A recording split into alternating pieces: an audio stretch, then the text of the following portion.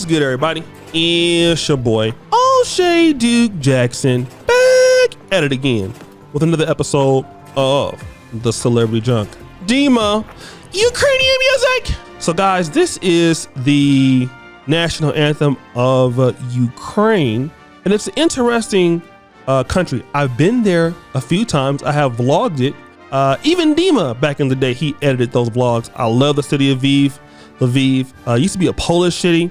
You guys know I lived in Poland for quite some time, so I was right there by the Ukrainian border, and I always had a great time. Lviv is actually one of my favorite cities to live in the entire world, or to visit rather. But because of the invasion of Russia, Ukraine president, and I'm probably messing this up, Volodymyr Zelensky has said this: Dima, sad music! In particular, it is forbidden for men 18 to 60 Ukrainian citizens to leave the borders of Ukraine. This regulation will remain in effect for the period of the legal regime of martial law. We ask the citizens to take this information into consideration. Now, I want to talk about, equality as it pertains to women in the West, okay? Because I know a lot of guys in the manosphere have talked about this. When the shit hits the fan, the men are going to be the ones to die for the country. And there are guys whose, their wives are being taken to Poland, Moldova. I know that even in the city that I'm living in, Ukrainians have always been there.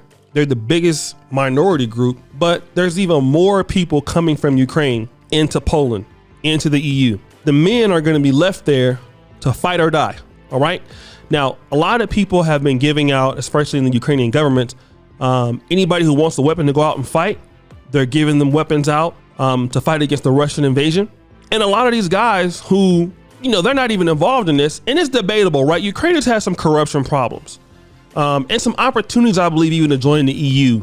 But, to be it as it may, Ukraine also could have done some better things to try to protect itself or to do things since its independence in the early 90s. But that's another conversation, right? These men are trying to do the best that they can to sit there and fight. And now, because of this, what's going to happen is somebody's going to die, and the women are not obligated to fight. And when we look at the power of men, and especially in the black community, our men have fought in every war.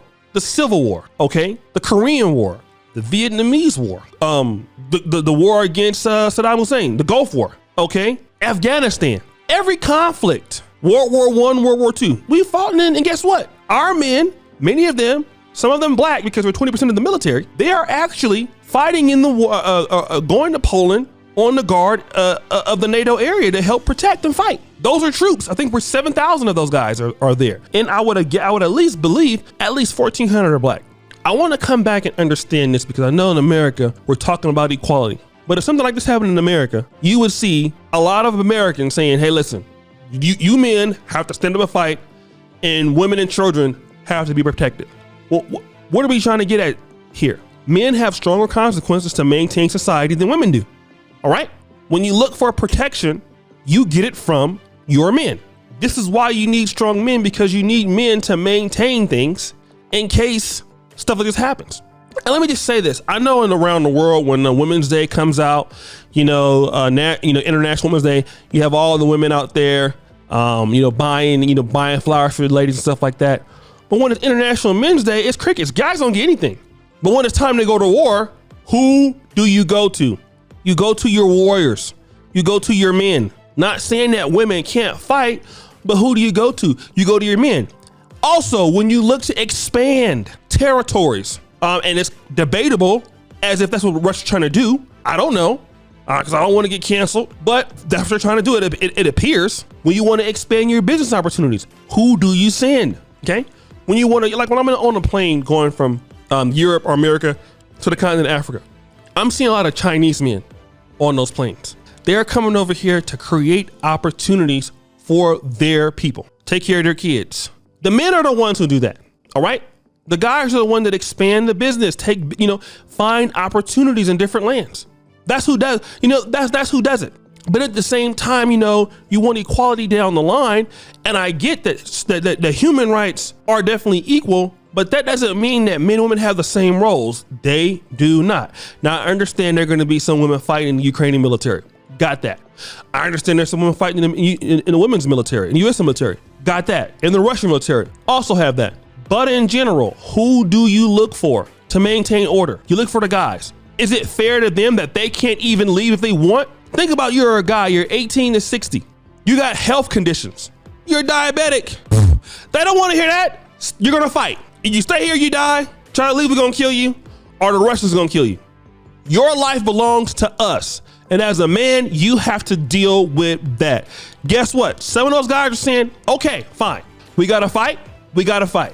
We don't have a choice. You don't even get to choose for yourself what you want to do. And it used to be like that with the military. Remember Muhammad Ali? He got drafted to the military. Don't want to go. Hey, consequences of that. You try to leave with your family, your kids. These guys are literally crying right now. I've seen dudes, taking their kids to the bus, don't know where their kids are going, don't know how to contact them, may never see them again, crying. But that's what happens when you're a man. You stand up to the plate and you deal with it. I'm sorry. Women don't have to deal with those kind of consequences like these guys do. They don't. If it's fair to them, they should be able to go. But no, you guys are going to fight because we expect more out of you in our society. And I'm going to tell you right now, in every society in the world, I don't care how feminist it is, people expect more out of men than women. All right. Oh, let me tell you this, during COVID, a lot of guys that were hardworking lost their jobs, right? They also lost their marriages. You want to know why? And listen, those women knew those guys were hardworking, and some of those guys had, meant to do well, but they didn't have a plan to protect themselves in case of this. And guess what? Some of their wives lost respect for them, even though they did everything right. Because you know what? Despite whatever happens, you're supposed to take care of me. Why are you not taking care of me? I expect more from you than this. All right. It wasn't, oh, okay, I understand. That might work for a time, for a few months, maybe a year. But no, as a man, you're expected to produce regardless. It ain't say if you're 18 to 60 and if you're fat, or if you have a college degree, you can go. If you're elite, no, everybody got to fight. Because of your sexuality, you got to fight. Or your sexual organs, you got to fight. Don't even matter the sexuality. Hey, we don't even care what you like. You gonna fight today. But that's what happens when you're a man. People expect you to produce under the most extreme circumstances. And women don't have to do that. If it was equality, let me say this. Nobody's also going to complain about that too. Because if they would have held the women and made the women fight, you would have national outcries right now in the world. But they said the men, nobody's saying nothing. Especially in the modern feminist world. Feminists all over would be pissed off if the Ukrainian government made women fight. It would be outrage. No, because you can't have women dying in the street. Just like in the 1980 execution of Liberia, of the American Liberians, President Tober's cabinet was all men. He had women in the cabinet. None of them were executed. Only the guys were. Why? Because men have more consequences in society. But guys, what do you think? It's your boy, O'Shea Duke Jackson, back at it again with another episode of The Celebrity Junk. I appreciate you for all that you do. Subscribe, hit the bell, check out the first comment at the top. And as you know, the buffoonery remains an all-time high. I'm out.